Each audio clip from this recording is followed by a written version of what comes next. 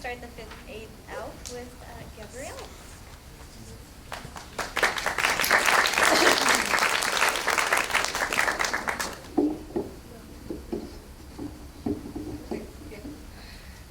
Housework by Sheldon Harnick. You know, there are times when we just happen to be sitting there, quietly, watching TV, when the program we're watching will stop for a while, and suddenly someone appears with a smile and starts to show us how terribly urgent it is to buy some brand of detergent or soap or cleanser or cleaner or powder or paste or wax or bleach to help with the housework. Now, most of the time, it's a lady we see who's doing the housework on TV. She's cheerfully scouring a skillet or two, or she's polishing pots till they gleam like new, or she's scrubbing the tub, or she's mopping the floors, or she's wiping the stains from the walls and the doors, or she's washing the windows, or the stoves, or the sinks, with a light-hearted smile and a friendly wink.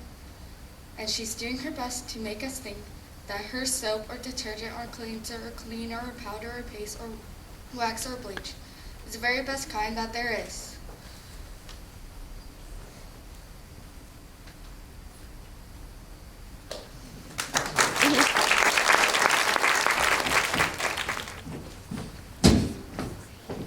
I'm So Mad by Mercer Mayer.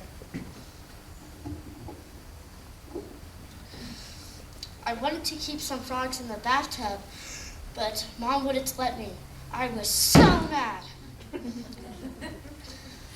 I wanted to play with my little sister's dollhouse, but Dad wouldn't let me. I was so mad. I wanted to play hide and go seek in the clean sheets, but Grandma said, no, you can't. I was so mad.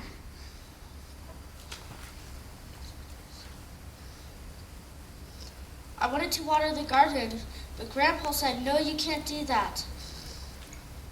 So I decided to decorate the house, but Grandpa said, no, you can't do that either. Was I ever so mad?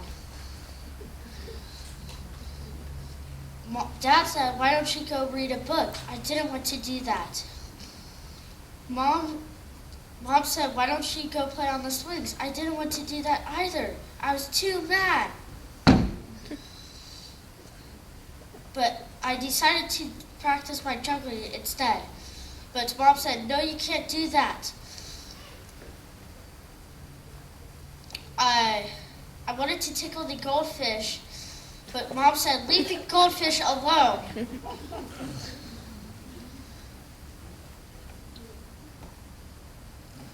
You won't let me do anything to do, I said.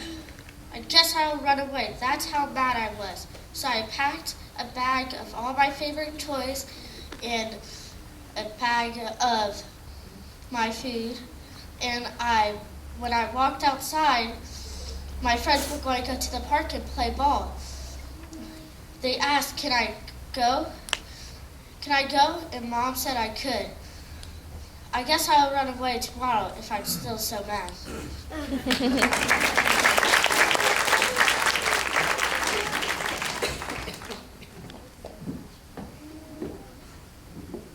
I'll be presenting Stand Tall, Molly Lou Mellon by Patty LaBelle. Molly Lou Mellon stood just taller than her dog and was the shortest girl in the first grade. She didn't mind. Her grandma had told her, walk as proudly as you can and the world will look up to you. So she did. Molly Lou Mellon had buck teeth that stuck out so far she could stack pennies on them. She didn't mind. Her grandma had told her, smile big and the world will smile right alongside you. So she did. Molly Lou Mellon had a voice that sounded like a bullfrog being squeezed by a boa constrictor. She didn't mind. Her grandma had told her, sing out clear and strong and the world will cry tears of joy. So she did. Molly Lou Mellon was often fumble-fingered. She didn't mind. Her grandma had told her, believe in yourself and the world will believe in you too. So she did. Then Molly Lou Mellon moved to a new town. She had to say goodbye to her grandma and all of her friends and start a new school. On the first day of school, Ronald Durkin called her Shrimpo in gym class. When the game started, Molly Lou Mellon caught the football, ran under the legs of Ronald Durkin, and scored a touchdown. All the children thought, wow, she's good. And Ronald Durkin felt very foolish. On the second day of school, Ronald Durkin called her Bucky Tooth Beaver. Molly Lou Mellon took out her pennies, stacked them 10 high, and smiled as big as day. All the children thought, wow, she's good, and Ronald Durkin felt very foolish. On the fourth day of school, Ronald Durkin said she'd made her snowflake all wrong. But Molly Lou Mellon opened up her paper and revealed the most beautiful snowflake of all. All the children oohed and awed, even Ronald. On the fifth day of school, Ronald Durkin brought Molly Lou Mellon a stacking penny for her tooth and smiled at her. That night, Molly Lou Mellon got a pencil and a paper and wrote a letter to her grandma. Dear Grandma, I wanted to tell you that everything you told me was exactly right. Love, Molly Lou Mellon.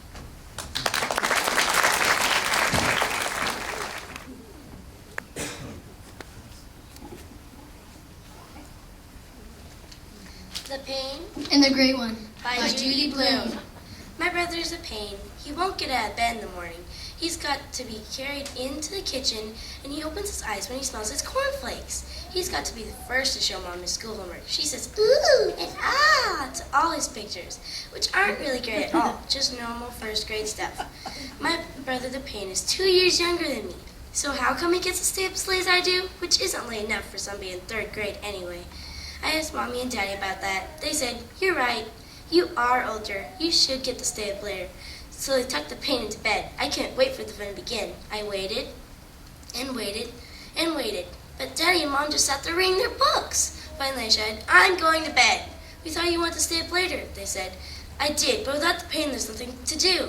Remember that tomorrow, Mom said, and she smiled.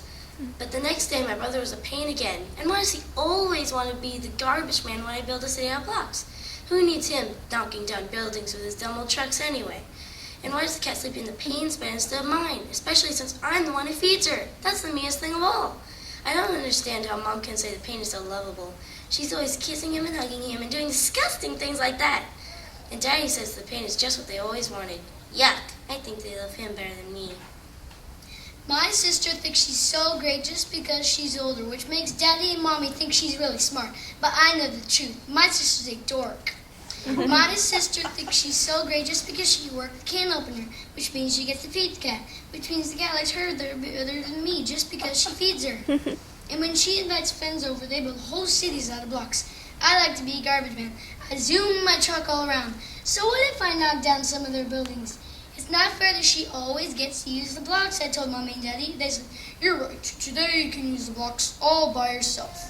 I'm going to build a whole city without you, I told the Great One. Go ahead, she said. Go build a whole state without me. See if I can. So I did. I built a whole country all by myself. Only it's not the funnest thing to play in the blocks alone, because when I zoomed my truck and knocked down buildings, nobody cared but me. Remember that tomorrow, Mom said when I told her I was through playing blocks.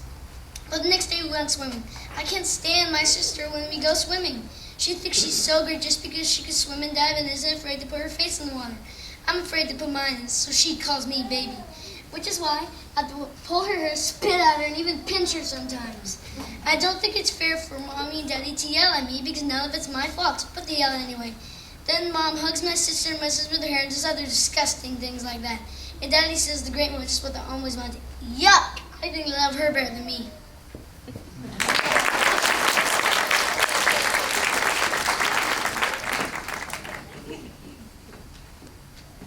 I am going to be doing something wrong.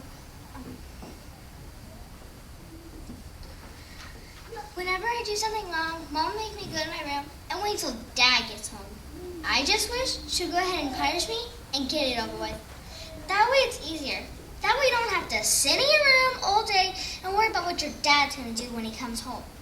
Daddy never said anything to me right away. He always makes it worse by waiting until after dinner to yell and stuff. I think Dad likes being mean better on a full stomach. Anyway, Daddy always takes me to my room and closes the door so no one can hear him. Then he always asks me why I did what I did. Gee whiz, if I knew it and I knew it would get me in trouble, I wouldn't have done it in the first place, would I? Anyway, Daddy always listens to me real carefully. Then he scolds me and makes me feel awful. Sometimes Daddy punishes me and making me do a whole lot of work around the house, or he grounds me, or he makes me go to bed real early. I hate going to bed real early, because then you don't get to mess with the computer or watch TV, and it feels like every time that I have to go to bed real early, my favorite show's on. I think I'm going to have to remember not to goof up on the night the good stuff's on TV.